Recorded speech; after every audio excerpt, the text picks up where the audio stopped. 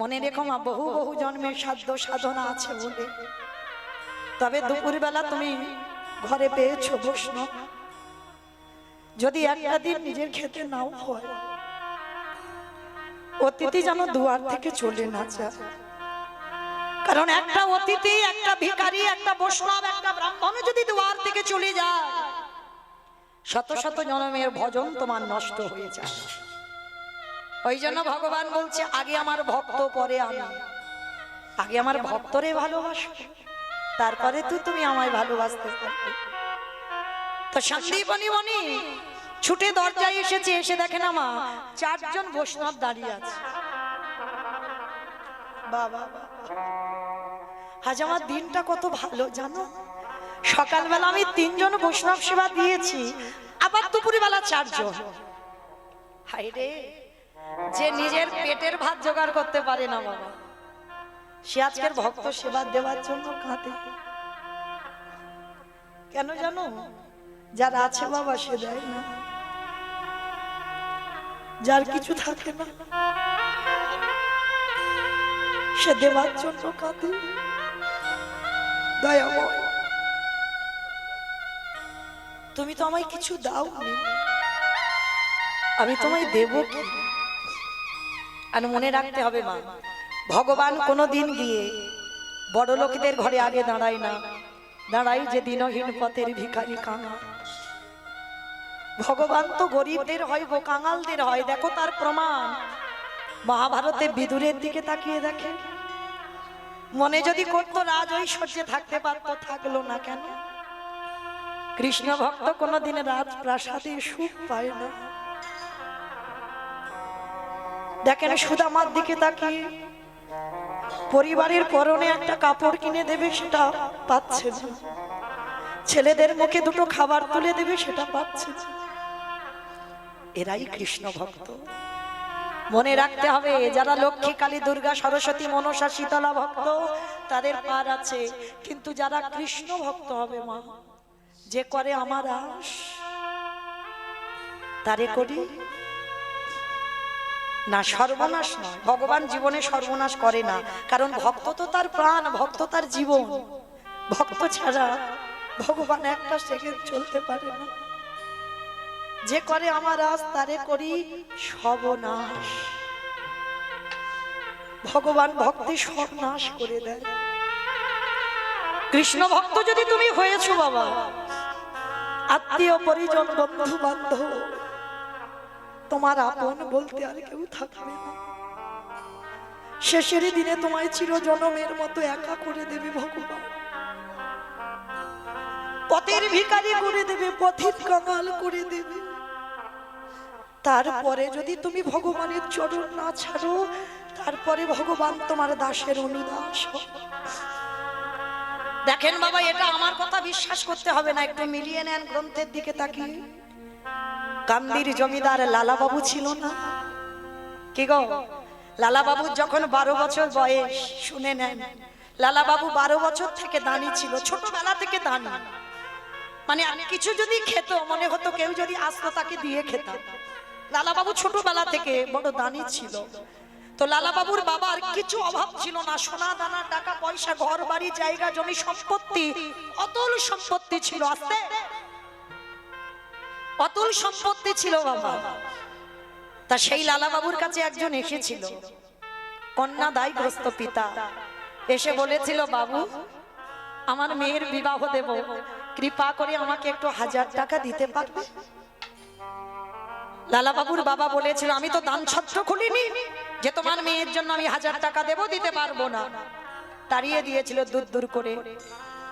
যখন অতিথি চলে যাচ্ছিল, লালার সঙ্গে দেখা হলো। লালা অতিথির হাত ধরে বাবার কাছে এনেছিল, এনে করজোর করে লালা বলেছিল, বাবা তোমার তো কিছু অভাব নেই বাবা, সোনা দানা, টাকা পয়সা, সম্পত্তি তোমার সব ভরপুর, বাবা 1000 টাকা দিলে কি কমে যাবে? দাও না, এই অতিথি কন্যা দায়গ্রস্ত, 1000 টাকা দাও। সম্মান বাঁচাতে সবার সামনে ছেলে বলেছে, সবার সামনে ছেলের সামনে টাকাটা দিল। কিন্তু দেবার পরে যখন অতিথি চলে গেল, লালা বাবুর বাবা লালাকে বলেছিল, লালা যেদিন রোজগার করতে পারবে সেদিন তুমি দান করো, বাবার সম্পত্তি নিয়ে তুমি দান করো না।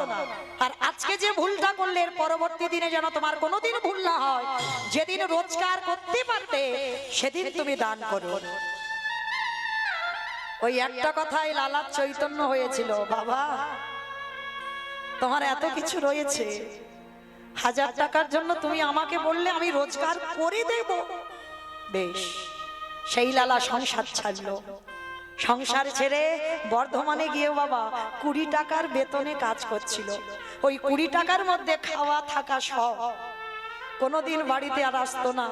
প্রতিজ্ঞা ছিল ও বাবার মুখ আমি দেখব না যতদিন না বাবা দেহ রাখবে। সেটাই করেছিল লালা। বার্ধক্য দশায় লালার বাবা কেঁদে কেঁদে বলে গেল, আমি যে ভুল করেছি, আমার একমাত্র বংশের প্রদীপ, আমি তাকে তাড়িয়ে দিয়েছি। তবে আমি মরে গেলে আমার লালাকে আমার জমিদারিতে ফিরিয়ে এলো। বাবার মৃত্যুর পর জমিদারি থেকে ফিরে এলো।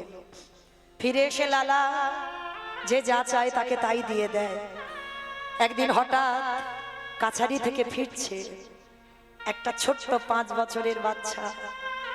ঠিক বিকাল বেলা সূর্য ডুবছে, তার বাবুকে বলছে, বাবুজি বেলা যে যায়, বাসনায় আগুন দেবে বাবুজি গো,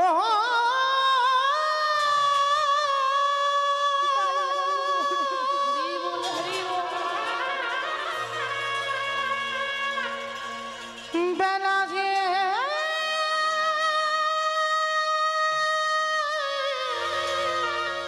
চলে যায়,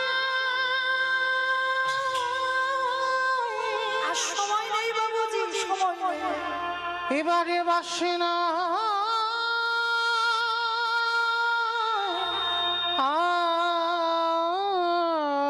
আগুন, বাসে নাই আগুন,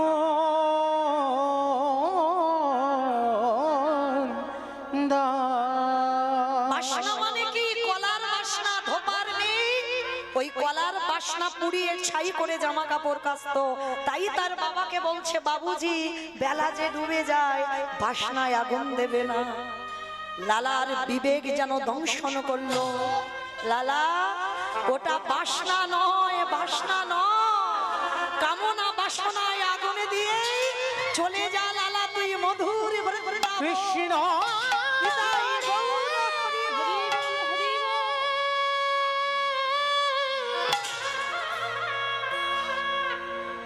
একেবারে দেখা দেখা দে, একেবারে দেখা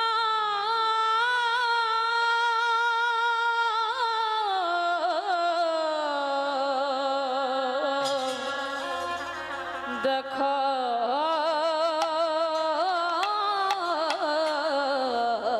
দে।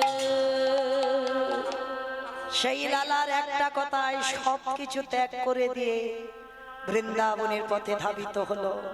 কিন্তু জমিদারি স্বভাব কি যায় গো?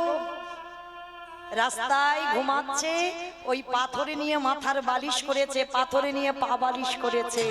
রাজা তো পা বালিশ না হলে ঘুম হতো না। কে যেন রাত্রিবেলা বলে উঠলো, লালা কৃষ্ণ পেতে যাচ্ছিস, এখনো জমিদারি স্বভাব তোর গেল না, ফেলে দে, ফেলে দে। সেই লালার কাছে ভগবান বলেছিল, লালা আমার একটা মন্দির করে দিবি? লালা বলেছিল, প্রভু মন্দির করতে গেলে অর্থের দরকার, সিমেন্ট বালি ইট লাগবে। একদিন আমি জমিদার লালা ছিলাম, কিন্তু আজকে তো আমি জমিদার লালা নয়, আজ আমি ভিখারি লালা। কি করে তোমার মন্দির বানাবো বলো? ওরে আমি ওই যে রড বালি সিমেন্টে গাঁথা ও মন্দিরে থাকি না, আমি থাকি ভক্তির হৃদয়ে। যে জন নয়ন ঝরে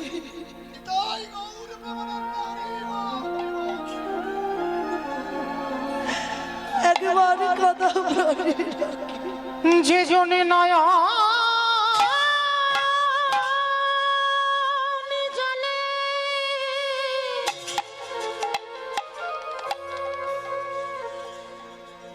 কৃষ্ণ তোমার গোলামে বলে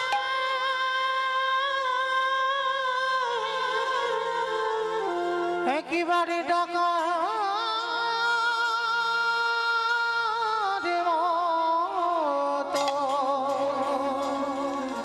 ডাকারে মতো ডাকিতে পারে আমি ভগবান হয়ে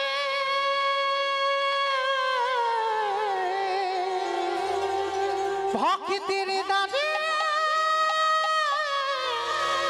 বাধা পড়ি সেই লালা সর্বস্ব ত্যাগ করে ছুটে চলল বৃন্দাবন। দেখেন তাকিয়ে নরোত্তম দাস ঠাকুরের দিকে, জমিদারের ছেলে জমিদারি ত্যাগ করে সর্বস্ব ত্যাগ করে চলে গেল বৃন্দাবন। তাকিয়ে দেখেন রঘুনাথ দাস, আহা, ছোটবেলা থেকে বৈরাগ্য ভাব, সংসারে থেকেও বাবা বৈরাগী হওয়া যায়।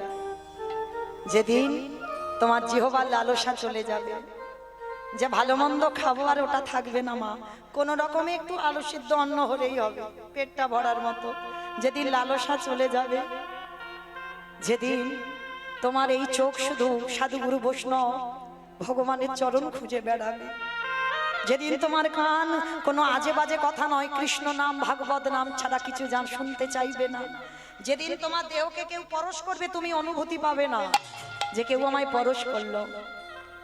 এই যে দেখো একটা ছোট্ট বাচ্চা, আমার সন্তান সম, কতটুকু ছেলে গো, এই বয়সে সবকিছু ত্যাগ করেছি, আমরা পতিত হয়ে পড়ে রইলাম। রঘুনাথ দাসও ছোটবেলা থেকে এত বিরক্ত করত, যেখানে সাধু সঙ্গ ভক্ত সঙ্গ হতো রঘুনাথ বাড়ি থেকে বেরিয়ে যেত। বড় লোকের ছেলে তো হিরণ্য দাস আর গোবর্ধন দাসের ছেলে, জ্যাঠা কাকা এত ভালোবাসতো, অতুল সম্পত্তি, প্রতিদিনের আয় ছিল 12 লক্ষ স্বর্ণ মুদ্রা, বাড়ি ছিল হুগলি জেলায় আদি সপ্তগ্রাম। আজকে সেই ছেলেটা ছোটবেলা থেকে এমন বৈরাগ্য ভাব, কিছু ভালো লাগতো না, কোনো খেলাধুলা ছিল না, যেখানে সাধুগুরু বৈষ্ণব দেখতো তাদের পিছনে চলে যেত, ধরে রাখতে পারতো না। বাবা যেটা শেষে ছেলেকে বেঁধে রেখেছিল ঘরে রঘুনাথকে, কেন? কৃষ্ণ ভোলাবার জন্য। ভোলা যায় বাবা যে একবার কৃষ্ণ নামে ডুব দিয়েছি, কৃষ্ণ নামে কেঁদে যত শান্তি পাবে কোনো কান্নাই তুমি এত শান্তি পাবে না। কারণ বাবা যত নাচানাচি করো না কেন, কৃষ্ণ নামে কেঁদে যে সুখ, সে সুখটা তুমি কোথাও পাবে না।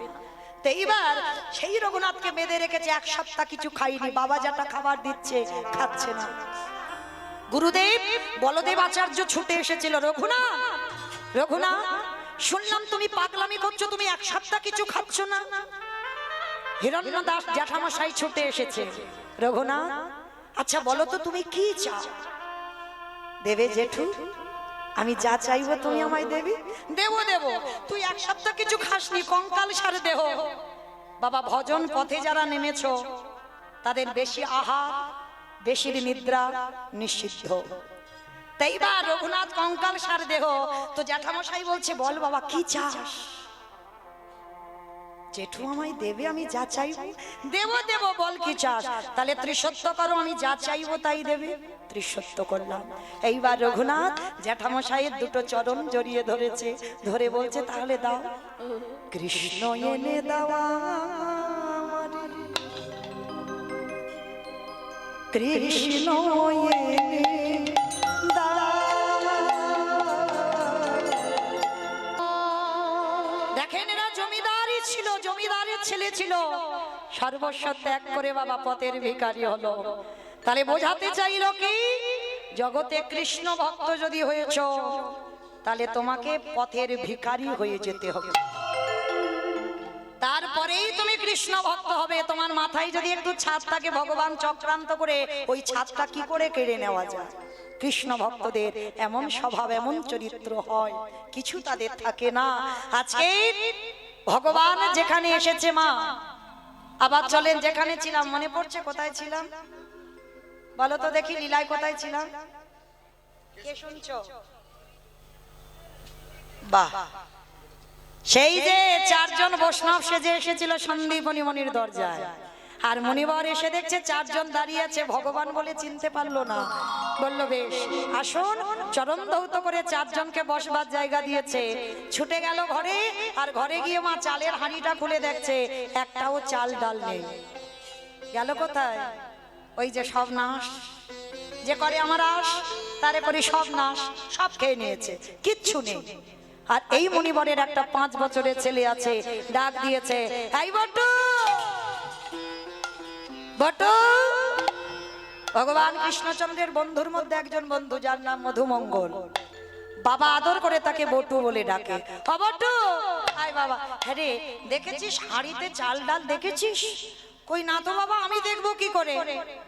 আচ্ছা বাবা, তুমি বৈষ্ণব সেবার জন্য কাঁদছো, কেঁদো না, তুমি একটু হরি কথায় দিনটা কাটাও, আমি ততক্ষণে ওই কয়েকটা বাড়ি থেকে ভিক্ষা করে এনে দিচ্ছি। পারবি বাবা তুই?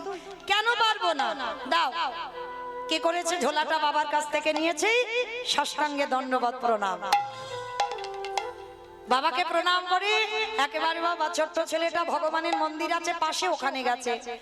প্রভু, আমার জন্য নয় গো, আমার বাবা মার জন্য নয়, আমি যাচ্ছি বৈষ্ণব সেবার জন্য ভিক্ষায়, দেখো আমি যেন 2টি চাল ডাল পাই। ভগবান মনে মনে ভাবছে, হায় হায় হায় হায়, এলাম ওর বাবাকে পরীক্ষা করতে, এখন ছেলে বাঁধা হয়ে দাঁড়াচ্ছে, কি করব? তাহলে ছেলেকে একটু ঘষে মেজে নিতে হবে। ভগবান পরীক্ষা শুরু করলো, কিরকম? নিজের দেহে থেকে বাবা বটুর মূর্তি বের করেছে, তার তো অভাব নেই চাতুরালি, আর বটু সেজে গোটা গ্রাম ভিক্ষা করে নিয়ে চলে এসেছে। মথুরা, গোটা মথুরা, মানে কোনো ঘর ফাঁকা দেয়নি ভগবান, সবার বাড়ি থেকে ভিক্ষা করে নিয়ে চলে এসেছে। আচ্ছা বলো তো মা, একটা ছেলে যদি 5 মিনিট আগে আপনাদের এই গোটা গ্রাম ভিক্ষা করে নিয়ে আসে, আবার যদি সেই ছেলেটা 5 মিনিট পরে যায়, দেবেন ভিক্ষা? মেরে তারা করবে না? ভগবানের লীলাটা দেখো কেমন, ভগবান ওর রূপ ধরে ভিক্ষা করে নিয়ে এসেছে, এইবার আসল বটু যাচ্ছে, ভগবানকে জানিয়ে যাচ্ছে, আমি যাচ্ছি বৈষ্ণব সেবার জন্য চাল ডাল আনতে। কৃষ্ণ ছাড়া কে আছে আমার,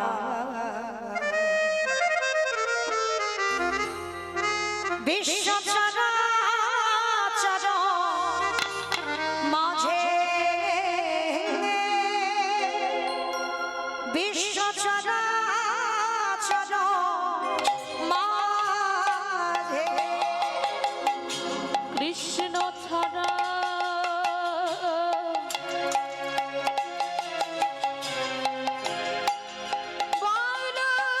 কে আছে আমার,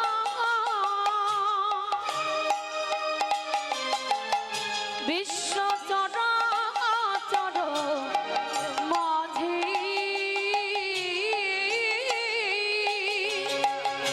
বিশ্ব চরাচর মাঝে সে ছিল আমার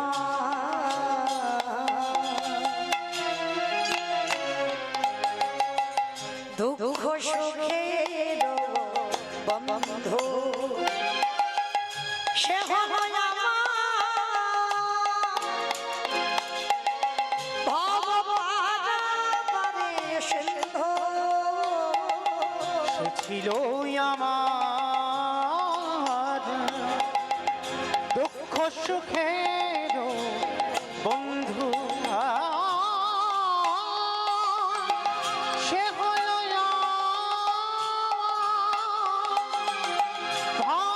ভবপারাবারের সিন্ধু। তার নাম ভুলিতে কি পারি, ভুলিতে কি পারি, তার নাম ভুলিতে কি পারি, ভুলিতে কি পারি, তার নাম ভুলিতে কি পারি।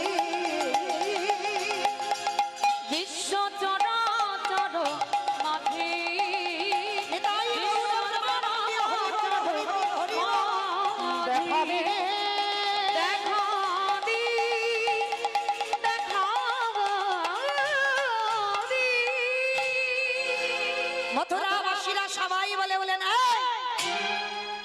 সকালবেলা তোর বাবা ভিক্ষা করে নিয়ে গেল, তুই 5 মিনিট আগে ভিক্ষা করে নিয়ে গেলি, আবার তোর বাবা তোকে পাঠিয়েছে, দেখাচ্ছি মজা তোকে নাড়া।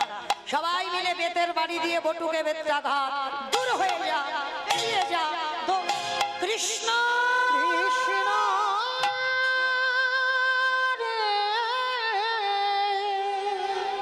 এত মারা মেরেছে, ছেলেটার অঙ্গ দিয়ে রক্ত ঝরে ঝরে পড়ছে। কৃষ্ণ একবার যদি জানতাম তোরে ভালোবাসলে তার এত কষ্ট পেতে হয়, কোনোদিন ভালোবাসতাম না। তবে শোন কৃষ্ণ, এই জীবনে যদি আমি বৈষ্ণব সেবা দিতে না পারি, এই জীবন আমি রাখবো না। এই জীবনে আমি যমুনার জলে ত্যাগ করে দেব। ভগবান ওদেরই বাড়িতে ধ্যানা যোগে সব দেখতে পাচ্ছে ত্রিনয়নে। আহারে, ছেলেটা যদি জলে ডুবে যায় আমাকে তো ভগবান বলবে না। না না না, ছেলেটাকে বাঁচাতে হবে। কিন্তু কি করে বাঁচাবো, কি করে বাঁচাই, হ্যাঁ হয়েছে। ভগবান একটা পাখি রূপ ধরেছে, কানের কাছে উড়ে উড়ে যাচ্ছে আর বলে যাচ্ছে, এই মথুরাই কেউ দিল না তো কি হয়েছে, চলে যা বৃন্দাবন। আর বৃন্দাবন গেলেই চাল ডাল পেয়ে যাবে। ছোট্ট ছেলের মনে বড় আনন্দ, যমুনা নদী পার হয়ে বৃন্দাবনে গেল। আর বৃন্দাবনে গিয়ে চাল ডাল সবজি মা পূর্ণমাসী পুটলি করে দিয়েছে। যা বাবা, তুই বৈষ্ণব সেবার জন্য এসেছিস তো যা, আমি যা দিয়েছি 4 জন সেবা দিয়ে অনেক বেশি হবে, যা চলে যা। ছোট্ট ছেলেটার বটুর মনে আনন্দ, কৃষ্ণ আমি অতিথি সেবার জন্য চাল ডাল পেয়েছি। নাচতে নাচতে নাচতে নাচতে আবার তো যমুনা পার হতে হবে। ভগবান মনে মনে করছে অত সোজা নয়। প্রথম পরীক্ষাটা গ্রামের লোকেদের কাছে মার খাইয়েছে, এইবার দ্বিতীয়বারে তৈরি হ। ভগবান কুর্ম হয়ে জলের তলায় বসে আছে। বাবা কুর্ম মানে মা কি? কুমড়ো কুমড়ো কুমড়ো, কুমির নয়, অনেকে কুমির বলছে, কচ্ছপ। ভগবানের তো 10টা অবতার, সত্য যুগে 5টা, মৎস্য কুর্ম বারাহ নৃসিংহ বামন। ত্রেতা যুগে 2টোই রাম, ভৃগু বংশে যমদগ্নি রৌরসী, মা রেণুকার গর্ভে জন্ম নিল ভিগুরাম বা পরশুরাম। আর একটা ক্ষত্রিয় কুলে রাজা দশরথের ঔরসে মা কৌশল্যার ঘরে জন্ম নিল দাশরথী রাম বা সীতাপতি রাম। একটা বলরাম অবতার, আর একটা কলিতে একটা হয়ে গেছে বুদ্ধ অবতার। মানে 9টা কমপ্লিট হয়েছে, একটা বাকি আছে কলকি অবতার। তাহলে সেই 10টা অবতারের মধ্যে বাবা একটা অবতার ছিল কচ্ছপ। আর কচ্ছপ হয়ে চুপটি করে জলের তলায় বসে আছে। আর ছেলেটা তো জানে না, নাচতে নাচতে নাচতে নাচতে আমারে ভগবান আজ ভক্তের লাগি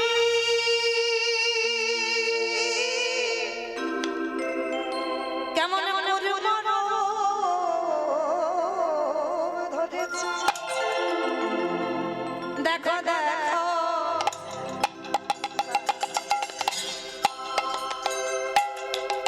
আমারে ভগবান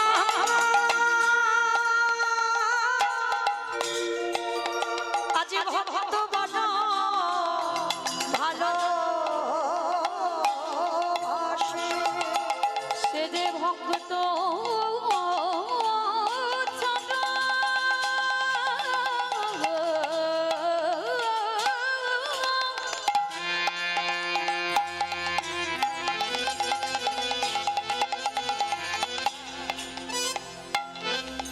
সে যে ভক্ত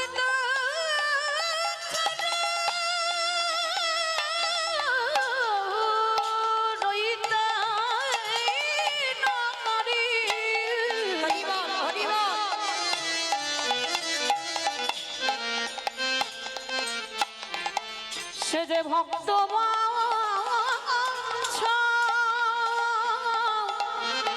কলে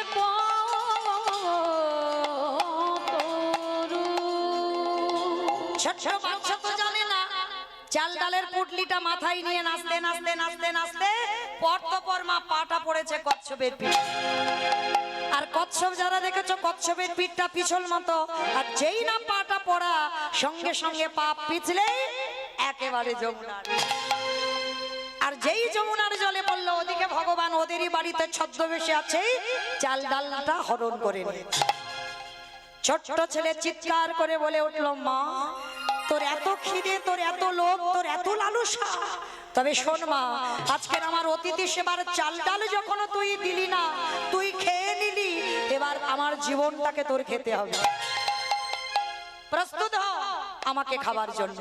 ছেলেটা সাঁতার জানে না, গলা পর্যন্ত নেমে গেছে মা, আর একটু গেলে পা পিছলালেই ছেলেটা ডুবে যাবে। ভগবান ওদেরই বাড়িতে মাথায় হাত দিয়ে পড়েছে, হায় হায় হায়, ছেলেটা যদি ডুবে যায় কাল সকালে আমার কেউ ভগবান বলবে না। না না না, ছেলেটাকে বাঁচাতে হবে, কিন্তু কি করে বাঁচাবো? কি করে হয়েছে? ওরই বাবাকে ডেকেছে, মুনিবা তুমি কেমন বাবা? ছেলেটা সেই যে দুপুর বেলা গেল, বিকাল গড়িয়ে যাচ্ছে, ছেলেটা আসছে না, তুমি একটু খোঁজ খবর নেবে না? বাবা মনে মনে ভাবছে, তাই তো, এত তো দেরি হওয়ার কথা নয়, ছেলেটা কেন কোথায় গেল বলো তো দেখি, দাঁড়াও একটু খুঁজতে যাই। বাবা ছুটে গেল যমুনার ঘাটে, আর গিয়ে দেখছে ছেলেটা গলা পর্যন্ত নেমে গেছে জলে, মানে আর একটু গেলে, একটু যদি দেরি হতো ছেলেটা ডুবে যেত। সব তো ভগবানের আমার চক্রান্ত। এইবার যেই না বাবা তীরে গেছে, ডাক দিয়েছে, এই খোকা শিগগিরই ওঠ, সর্বনাশ, সাঁতার জানে না, জলে নেমেছে, দেখেছো? আগে ওঠ বলছি। মরা হলো না, কারণ মৃত্যুটা তো কঠিন গো। কি গো, মরি বললে মারা যাবে? মা বলো তো, মরি বললে মারা যাবে? বিষ খেলে হয়ে যাবে। বিষ খেলে নাকি হবে? আমা বিষ খেলে মরে? ঘাস মারা বিষ খেতে হবে। ধ্যাৎ, ও ঘাস মারা খাওয়া, জ্বালানি খাও, তোমার যদি দিন না ফুরায়, ওই একবার হাসপাতালে গিয়ে বাবা আবার ফিরে এলে দ্বিতীয়বার আর খাবে না। তাহলে যত বিষ খাও না কেন, যত গলায় দড়ি দাও না কেন, যদি দিন ফুরায় তবে তো যাবে, না হলে তো নয়। ওই জন্য শাস্ত্র বলছে বাবা, কে যে কিভাবে মরবে এটা এখানে কেউ বলতে পারবে না, কে কার মরণটা কিভাবে হবে। এই যে আমি কীর্তন গাইছি, আমি গান গাইতে গাইতে মরবো, না রাস্তায় যেতে অ্যাক্সিডেন্টে মরবো, না অসুস্থ হয়ে মরবো, না বুড়ি হয়ে মরবো, না কোনো রোগে মরবো, এটা আমি বলতে পারবো? পারবো না। ওই জন্য শাস্ত্রে বলছে বাবা, কেউ খেয়ে মরে, কেউ খাইয়ে মরে, কেউ নিয়ে মরে, কেউ দিয়ে মরে, কেউ শুনে মরে, কেউ দেখে মরে, কেউ বলে মরে, কেউ ভালোবেসে মরে। এই যা যা কথাগুলো বললাম না, একটা কথা গ্রন্থের বাইরে যাবে না, সব ভিতরে আছে, একটা আজে বাজে কথা নয়। আচ্ছা যদি কারো জানা থাকে বলতে পারো, কেমন বলো তো, খেয়ে মরেছিল কে?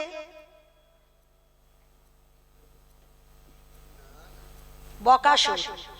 কৃষ্ণ বসতে গেল, এমন করে খেতে গেল, বকাসুর বধ হলো। মা পরেরটা, খাইয়ে মরেছিল পুতনা, স্তনে বিষ মাখালো, আর এমন করে কৃষ্ণকে খাওয়াতে গেল, পুতনা বধ হলো। তাহলে খেয়ে মরলো বকাসুর, খাইয়ে মরলো পুতনা, নিয়ে মরেছিল কে? আমি অপশন দেব, আপনারা খুঁজে বের করবেন। রামায়ণ। বলো বলো, একটু কানে কম শুনতে পাই, একটু জোরে বলো। রাবণ। 1 লক্ষ ছেলে, 1.25 লক্ষ নাতি, বংশে বাতি দেওয়ার মতো কেউ ছিল না, সীতামাকে নিল বলে, তাই তো? তাহলে নিয়ে মরণ হলো। তাহলে খেয়ে মরলো, খাইয়ে মরলো, নিয়ে মরলো, দিয়ে মরেছিল কে? অপশন মহাভারত। কর্ণ, বা কর্ণ কবচ কুণ্ডল দিল বলে তো বধ হলো, না হলে বধ হতো? হতো না।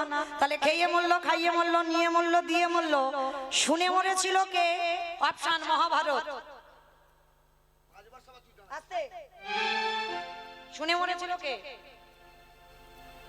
অশ্বত্থামা হতমানি, ইহা আমি সত্য জানি, ইতি গজ পড়ে গেল রণে, ইতি গজ পড়ে গেল জানে। অস্ত্রগুরু দ্রোণাচার্য পুত্রের মৃত্যু খবর পেল, হাত থেকে অস্ত্র পড়লো, বধ হলো। তাহলে শুনে মরলো। তাহলে খেয়ে মরলো, খাইয়ে মরলো, নিয়ে মরলো, দিয়ে মরলো, শুনে মরলো, বলে মরেছিল কে? দক্ষ রাজার 7টা মেয়ের মধ্যে একটা ছিল সতী, দক্ষ যজ্ঞ হয়েছিল, সব জামাইকে বলেছিল, কিন্তু আমার বাবা শিবকে বলেনি। সতী বলেছিল আমি যাব বাপের বাড়ি, বাবা ভোলানাথ বলল যেও না, খবরদার, কারণ সতী তোমাকে নিমন্ত্রণ করেনি, তোমার বাবা আমার উপরে রেগে, আর যেখানে আমাকে বলেনি তোমাকে অপমান করেছে, তুমি যাবে না। সতী বলেছিল না, যেতে আমার হবে, আমাকে জিজ্ঞেস করতে হবে বাবা তোমাকে কেন বললো না। দক্ষ যজ্ঞে গেল, আর যখন গিয়ে দাঁড়িয়েছিল বাবা অপমান করলো সতীকে। সতী বলেছিল, শোনো বাবা, প্রতিনিন্দা যখন করছো তখন আমি শুনতে পারবো না। তোমার এই যজ্ঞ অগ্নিটা জ্বলছে, এই মুহূর্তে আমি প্রতিজ্ঞা করলাম, সতী নারী প্রতিনিন্দা যখন কানে শুনেছি আমি আমার দেহ ত্যাগ করব। দেহ ত্যাগ করে দিল। তাহলে খেয়ে মরলো, খাইয়ে মরলো, নিয়ে মরলো, দিয়ে মরলো, শুনে মরলো, বলে মরলো। দেখে মরেছিল কে? হিরণ্যকশিপু। প্রহ্লাদকে বলেছিল, প্রহ্লাদ তোর হরি কোথায় থাকে? বলে যেদিকে তাকাবো সেদিকে হরি। এই ফটিক স্তম্ভে তোর হরি আছে? বলে আছে। আঘাত করলো, দেহটা মানুষ আর মুখটা পশু। কোন ঠাকুর? গণেশ ঠাকুর। বুদ্ধি দেখেছো? গণেশের মুখটা ওই রকম হয়ে যাচ্ছে, বলছে গণেশ ঠাকুর। হ্যাঁ, নৃসিংহদেব নরসিংহ রূপ। আর ওই রূপটা ধরে যখন বাইর হলো, হিরণ্যকশিপুর খিলখিল করে হেসে উঠেছিল, মূর্খ ভগবান, পারবে না আমায় মারতে। কেন? বলে ব্রহ্মা আমার অমরত্ব দিয়েছে। বলে হায় হায় হায়, ব্রহ্মা নিজে অমর নয় আর তোরে অমরত্ব দিয়েছে। বলে অমরত্ব নয়, কিন্তু অমরত্বের মতো। বলে কিরকম? বলে আমার আশীর্বাদ দেওয়া আছে, আমাকে নারীতে বধ করতে পারবে না, পুরুষে বধ করতে পারবে না, পশুতে বধ করতে পারবে না। বলে আমি মূর্খ নয়, তুই মূর্খ, ওই জন্য তো তোর জন্য আমার এই রূপটা ধরা। আমি তো নারী নয়, পুরুষও নয়, পশুও নয়, এই রূপটা ধরেছি তোকে মারবো বলে। হিরণ্যকশিপু হেসে উঠলো, তবু মারতে পারবে না। কেন? আমি জলে মরবো না, স্থলে মরবো না, অন্তরিক্ষে মরবো না। বলে জলে মারবো না, স্থলে মারবো না, অন্তরিক্ষে মারবো না, মারতে গেলে আমার উরু দেশে মারবো। মেরেছিল।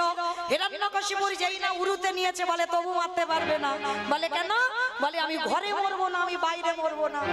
বলে ঘরেও মারবো না, বাইরে মারবো না, মারবো তোর ঘরের চৌকাটের উপরে দাঁড়িয়ে। মেরেছিল চৌকাটির উপরে দাঁড়িয়ে। যেই না দাঁড়ালো, হিরণ্যকশিপু হেসে উঠলো, তবু মারতে পারবে না। বলে কেন? বলে আমি দিনে মরবো না, রাতে মরবো না। বলে দিনেও মারবো না, রাতে মারবো না, দিন রাতের মাঝখানে গোধূলি বেলায় মারবো। বলে তবু মারতে পারবে না। বলে কেন? বলে আমি মাসে মরবো না, বারে মরবো না। এইবার ভগবান একটু চমকে উঠেছিল। মাসে মরবো না, বারে মরবো না। বলো তো কোন মাসকে মাস বলে না, কোন বারকে বার বলে না? বলো বলো। হচ্ছে মল মাস, বেশ, পুরুষোত্তম মাস। এটা আমার কথা নয়, মহাজনগতস্য পন্থা। ভগবান হিরণ্যকশিপুরকে মারবার জন্য এক্সট্রা একটা মাস সৃষ্টি করলো, যেটা হলো মল মাস। ওই মল মাসে হিরণ্যকশিপুর বধ হলো। তাহলে ওই রূপটা দর্শন করে চলে গেল। তাহলে খেয়ে মরলো, খাইয়ে মরলো, নিয়ে মরলো, দিয়ে মরলো, শুনে মরলো, দেখে মরলো, বলে মরলো। আর একটা বাকি আছে, ভালোবেসে মরেছিল কে? বলো। আমি বলেছি মা, গ্রন্থের বাইরে একটা বাজে কথা হবে না। কত বাজে আজে বাজে কথা হয়ে গেল। তাছাড়া ঋতুবর্ণা মরেনি তো, ঋতুবর্ণার মা মরে গেছে। ভালোবেসে আমার সিনেমা দেখে দেখে মাথাটা এই দশা। মানে সিনেমায় নায়ক নায়িকা মরে যায় না, ও ভেবেছে বোধহয় মরে গেছে। হরি বল। তাহলে ভালোবেসে মরেছিল রাজা দশরথ। কাকে ভালোবেসেছিল মা? না, রামকে নয়।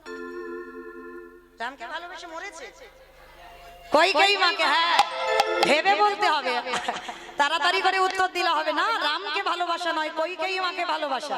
আর কইকেয়ী মাকে ভালোবাসতে গিয়ে বাবা এমন কায়দা করে বউ বর চাইলো, প্রথমবারে ভরত রাজা হবে, আর দ্বিতীয়বারে রামে যাবে 14 বছর বনবাস। আরে রাম যখন বনবাস হলো, দশরথ কেঁদে কেঁদে অন্ধ হয়ে গেল। অন্ধ হয়ে বিছানা সজ্জা হলো। আর বিছানায় পড়ে দশরথ একটা কথা বলে গেছে, বলবো? আমাদের কিন্তু মা বলেনি, বলেছে আমার দাদা ভাই বাবারা, মানে যারা যারা বিয়ে করেছে, মানে মায়েদের বলেনি, বাবাদের বলেছে। কি বলেছে জানো? ওরে কলিরি জ্ঞানন্ধজি, তোরা যেন কেউ আমার মতো বউকে ভালোবাসিস না। আমি বলছি না, দশরথ বলল আমার মতো বউকে ভালোবাসিস না, ভালোবাস। দশরথ বলছে ভালোবাস, খবরদার বউ যেন মাথায় চড়ে না বসে। আর যাদের যাদের বউ মাথায় চড়বে, দশরথ মরার আগে বলে গেল, তাদের দশা আমার মতো হবে। আমি এই অভিশাপ করে গেলাম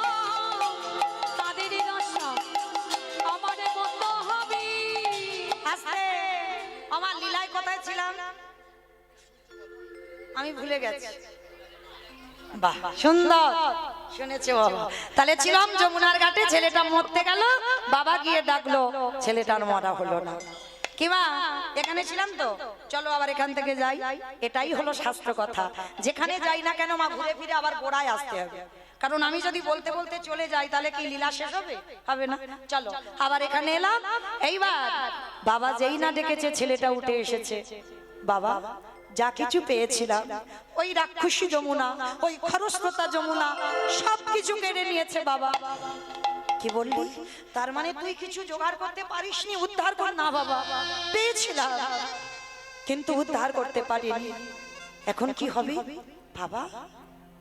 ওই যে দেখা যাচ্ছে দূরে একটা মুদির দোকান। এই, আমাদের টাকা পয়সা আছে যে কিছুর বিনিময়ে কিছু আনবো?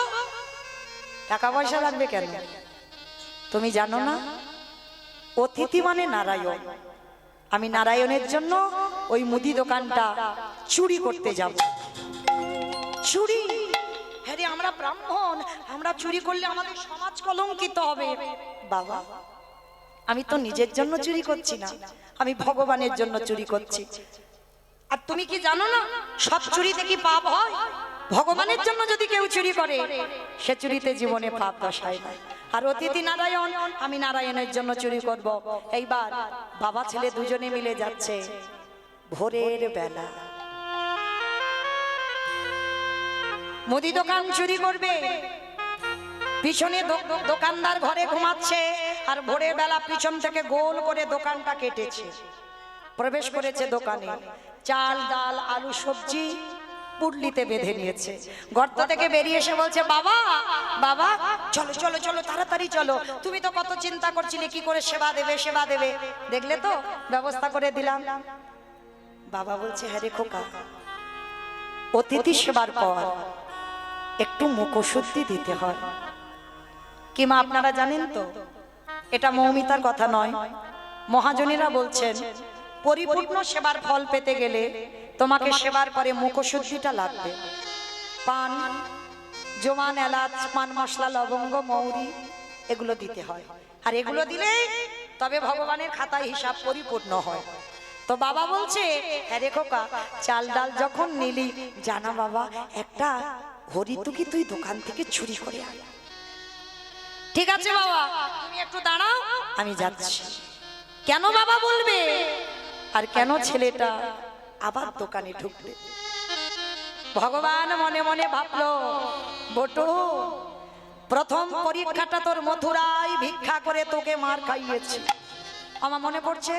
বাহ, দ্বিতীয় পরীক্ষাটা কচ্ছপ হয়ে চাল ডালগুলোকে কেড়ে নিলাম, মনে পড়ছে। এইবার 3 নম্বরের পরীক্ষা। এই পরীক্ষা যেন বাবা কারুর জীবনে না আসে, আর এই পরীক্ষাটা যেন কাউকে দিতে না হয়। শুরু হলো ভক্ত ভগবানের লড়াই। ভগবান কারোর একা সম্পদ নয় মা, ভগবান সবার। চোরকে বলে তুই চুরি করতে যা, আর মালিককে বলে তুই নিশ্চিন্তে ঘুমা, তোর মাল আমি পাহারা দেব। এইবার যেই না বটু প্রবেশ করে দেখে পানের থালাতে একটা হরিতুকি পড়ে আছে, আর হরিতুকিতে হাতটা দিয়েছে।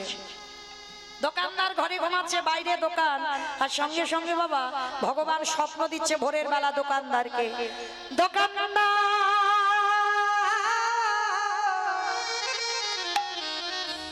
তুমি এমন করে কালে নিদ্রায় ঘুমায়ো না,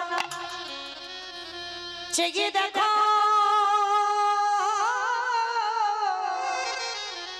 তোমার মুদি দোকানে কেমন চুরি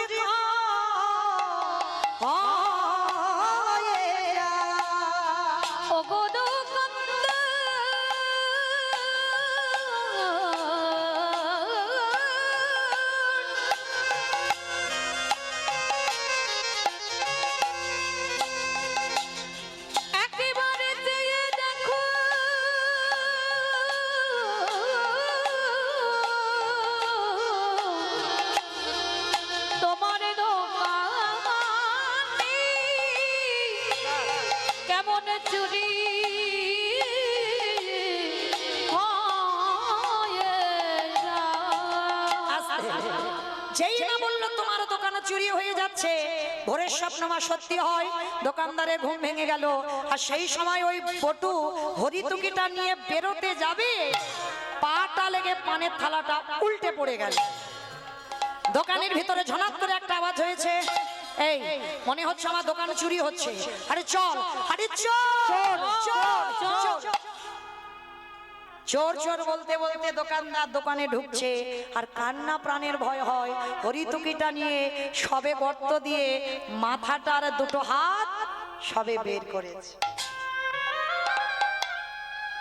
সর্বদেহটা দোকানের ভিতরে পড়ে রইল। আর দোকানদার এসে ছেলেটার পা দুটোকে চেপে ধরল। জীবনে কাল ঘনিয়ে এলো, তবু বুঝতে দিল না যে বাবা আমি ধরা পড়েছি। হাসি মুখে হরিতুকিটা বাবার হাতে দিয়ে বলছে, বাবা যাও যাও যাও, তাড়াতাড়ি তুমি রান্না বসাও, আমি একটু পরে যাচ্ছি। যতই হোক বাবা তো আমার সন্তানের মঙ্গল আর অমঙ্গল প্রথমে কে বোঝে গো? মা। এই মা ডাকটা খুব ছোট ডাক, দেখো সব অক্ষর দুটো করে আছে, কিন্তু মা ডাকটা একটা। মা নামে সুদার ঝরে, মা নামে সুদার খরে, মা বড় সুদার সমান, ডাকিলে জুড়াই আই সে পড়া। মা ডাকার সঙ্গে সঙ্গে এই হৃদয়টা দুলে ওঠে। মা ডাকটাই এমন ডাক। প্রথমে মা বুঝতে পারে, দ্বিতীয়বারে বাবা। তা বাবা বুঝতে পেরেছে ছেলের কিছু একটা হয়েছে। যেই না বাবা বুঝতে পেরেছে, বাবা বলছে, আরে খোকা তুই তো জীবনে এত ঘামিস না, আজকের এত ঘামছিস কেন? সত্যি করে বল না বাবা তোর কি হয়েছে?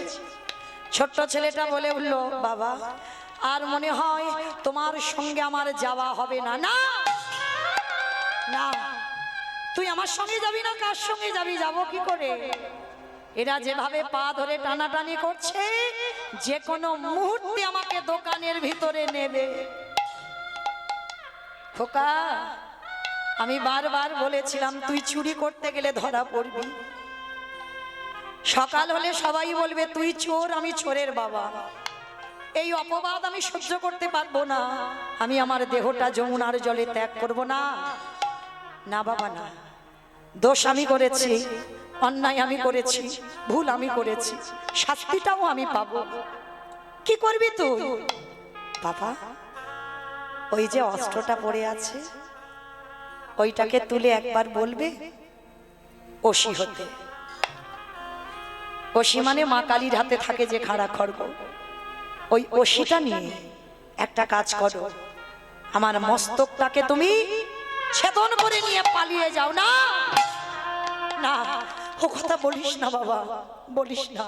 এই জগতে কোনো বাবা মা পারে না নিজ পুত্রকে বলি দিতে। ছোট তো, মুখে যেটা আসছে সেটা বলে দিচ্ছিস। কোনো বাবা মা পারে নিজের ছেলেকে নিজের হাতে কাটতে? কি মা পারে না? মহাভারতে কর্ণ পদ্মাবতী কি করলো? একাদশী করে এসেছিল না, দ্বাদশীতে ভগবান বলেছিল না, পদ্মা আমি মাংস খেতে চাই, তবে যে কোনো মাংস নয়, ত্রিশত্যঙ্গীকারে আবদ্ধ হও। তুমি যদি তোমার কর্ণের যদি সহধর্মিনী হও, তার ধর্মের কাজে তোমাকে সাহায্য করতে হবে।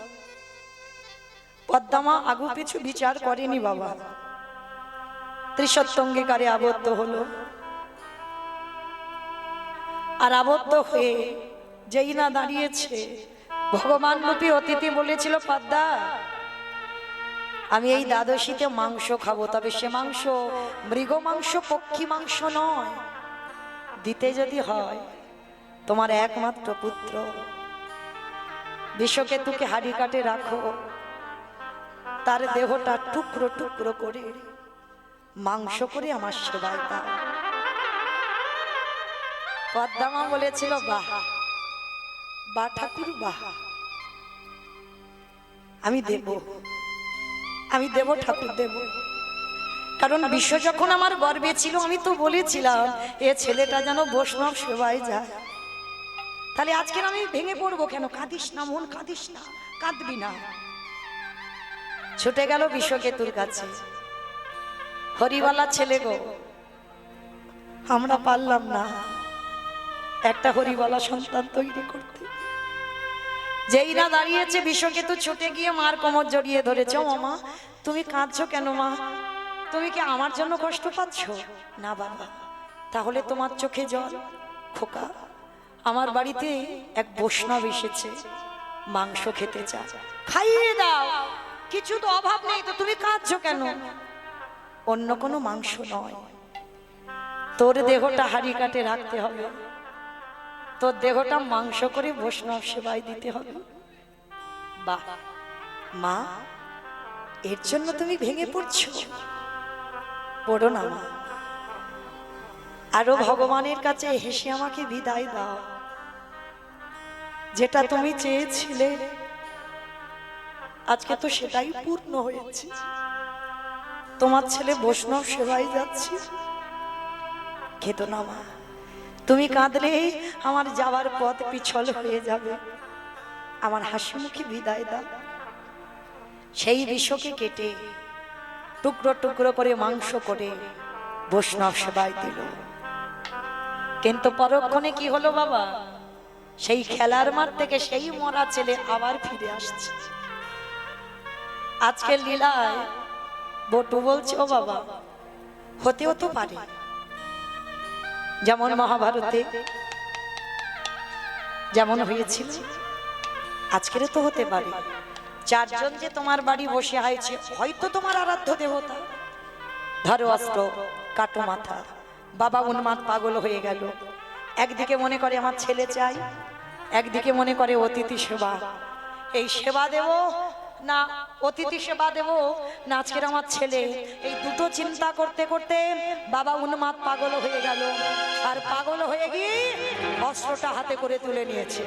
আর অস্ত্রটা তুলে নিয়ে একমাত্র সন্তানের মস্তকটাকে অতিথি সেবা দেবে বলে ছেদন করে দিল। আর যখনই ছেলের মাথাটা কেটে দিল, ওই ছেলের দেহটা দোকানের ভিতরে আর মাথাটা বাইরে পড়ে ছটফট করছে। কই কৃষ্ণ, কোথায় কৃষ্ণ, কোথায় প্রাণ সখা গে? আমি কোথা গেলি বাবুরি দেখা আমার প্রাণে সখারি।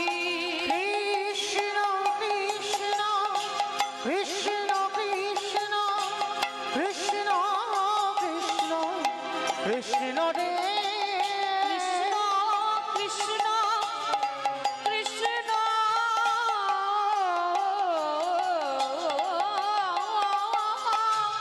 কৃষ্ণ কৃষ্ণ দেখা দি দেখা দে দেখা দি দেখা দি। যেই না কাটা মুন্ডুটা ছটফট করে কৃষ্ণ কৃষ্ণ বলে, বাবা পুটলিতে করে বেঁধে, পাগল তো উন্মাদ, হাসছে আর কাঁদছে, কখন হাসে কখন কাঁদে। আর পুটলিটা নিয়ে ছুটতে ছুটতে বাবা বাড়ি যাবে। কিছুটা দূরে গিয়ে দেখে না কাটা মুন্ডু, কৃষ্ণ বলছে না, যা তোকে আর বাড়িতে নিয়ে গিয়ে কি করব? ছেলের মাথাটা নিয়ে বাবা যমুনার জলে ছুঁড়ে ফেলে দিয়ে। আর ওদিকে দোকানদার পাটা টেনে বাবা যেই না দেখছে গলায় যজ্ঞ সূত্র, এ তো ব্রাহ্মণের ছেলে। হ্যাঁ রে খোকা, চল, লোকজন জেনে যাবে আমরা ব্রহ্ম হত্যা করেছি। সময় থাকতে থাকতে এর দেহটা যমুনার জলে ফেলে দি। বস্তা বন্দি করে দোকানদার দেহ দিল যমুনায়, আর বাবা মাথাটা ফেলে দিল যমুনায়। ভগবানের এমন লীলা, ভাসতে ভাসতে ভাসতে ভাসতে দুটো একই জায়গায় এসেছে। সন্দীপনী মনে ঘরে গিয়ে মনটাকে চেপে ধরেছে, কাঁদবি না, কাঁদবি না, এটাই তো তুই চেয়েছিলিস, তোর ছেলে বৈষ্ণব সেবায় যা, কাঁদবি কেন? অতিথি সেবা দে। রন্ধন করলো, ভগবানকে বসবার জায়গা দিয়ে ডাকছে। মণিবত্ত জানে না ওটা ভগবান বলে, জানে সাধারণ বৈষ্ণব। আসুন। ভগবানের চোখে এলো জল। হায় রে, এমন ভক্ত আছে মর্তে নিজ পুত্র বলি দিয়ে বৈষ্ণব সেবা। এ তো জানে না যে আমি ভগবান বলে, ও তো জানে আমি সাধারণ বৈষ্ণব। এত বড় ত্যাগ। আমি যদি ওর ছেলেটাকে না বাঁচাই, আমার ভগবান নামে কলঙ্ক রটে যাবে। ভগবান চাতুরালি করে বলছে, মুনিবর দেখো তোমার জোগাড় করতে করতে ভোর হব চল চল স্নানটা করে আস, ভোরে স্নানটা যমুনা থেকে করে আস। একসঙ্গে মুনিবরকে ধরে নিয়ে গেল যমুনায়, আর যেখানে গেছে ছেলের কাটা দেহটার মাথাটা ভাসছে, আর বাবা পিছন ঘুরে দাঁড়িয়ে আছে, আর বারবার ওই মরা দেহটা এসে বাবাকে ধাক্কা দেয়, যত সরিয়ে দেয় আমার বাবার কাছে আসে। ভগবান অতিথি রূপে প্রশ্ন করছে, আচ্ছা মুনিবর ভালো করে দেখো তো, আমাদের দিকে আসছে না, শুধু তোমার দিকে যাচ্ছে, আচ্ছা তুমি কি বাচ্চাটাকে চেনো? এক বাক্যে বলেছিল, আমি জানি না, চিনি না, কাদের ছেলে কেটে ফেলে রেখেছে, যা চলে যা চলে যা। কত বড় ত্যাগ দেখে। ভগবান মনে মনে ভাবছে, আহারে অতিথি সেবার জন্য নিজ পুত্রকে বলিদান দিল, কেঁদো না, আমি ফিরিয়ে দেব। শোনো মুনিবর, আমি কিন্তু ধ্যানে বসতে পারি, আর ধ্যানে বসে যদি আমি বুঝতে পেরে যাই তোমার সঙ্গে এই বালকের রক্তের সম্পর্ক আছে, আমি কিন্তু আর প্রসাদ পাবো না। চরণটা জড়িয়ে ধরো, বলল, হে বৈষ্ণব, এটা অন্য কেউ নয়, আমার একমাত্র পুত্র বটুরি দেহ। কি করে হলো? বাবা যেন জেনে না জানার ভান করছে, কিচ্ছু যেন জানে না, সব নিজের ইচ্ছাতেই হলো। শোনো, তুমি কান্নাকাটি করো না, তোমার এই মরা ছেলে আমি বাঁচিয়ে দেব, আমার এই ঝোলাতে একটা ওষুধ আছে। ভগবান ছদ্মবেশে বলছে, তীরে তুলেছে দেহটা, মাথাটা, নয়ন ইঙ্গিত করে ডাকছে, ব্রহ্মা দেখো তো তুমি দেহটা জোড়া লাগাতে পারো কিনা, প্রাণ আমি পরে দেব, আগে জোড়া তো লাগাও। ব্রহ্মা চেষ্টা করছে, পাচ্ছে না। ভোলানাথ দেখো তো তুমি পারো কিনা, পাচ্ছে না। যে নামের নামই স্বয়ং ভগবান, তিনি নিজে এদিক ওদিক করে চেষ্টা করছে, সে জোড়া লাগছে না। ওমা, আমার যাবার বাঁশি বেজে গেছে, আর বেশিক্ষণ নয়, আপনাদের সেবার ব্যবস্থা করতে হবে তো, তাই না? সেবার ব্যবস্থা করতে হবে, ঘুমানোর ব্যবস্থা করতে হবে, আমাকে যেতে হবে এতটা রাস্তা। আচ্ছা, কিন্তু আমি কীর্তনের প্রারম্ভে বলেছিলাম যে কীর্তনের শেষে আমার দুটো প্রশ্ন থাকবে, উত্তর নেব তারপরে যাব, না হলে যাব না, বলেছিলাম তো। এবার উত্তরগুলো দেন, ঠিক ঠিক ভেবে দেবেন, কেমন? ব্রহ্মা বিষ্ণু মহেশ্বর কেউ পাচ্ছে না কাটা দেহ জোড়া লাগাতে, আর কে বাকি আছে? ও বাহ, নারদ। নারদ বাকি আছে। ভগবান বলছে, নারদ তুমি দেখো। বলে, ঠাকুর তোমার কি মাথা খারাপ? তোমরা সৃষ্টিকর্তা, রক্ষাকর্তা, পালনকর্তা, তোমরা পারলে না, আর এই হতভাগা পারবে? বলে, আরে বাবা দেখো না, হলেও তো হতে পারে। আর নারদের স্বভাবটা কি গো? হরে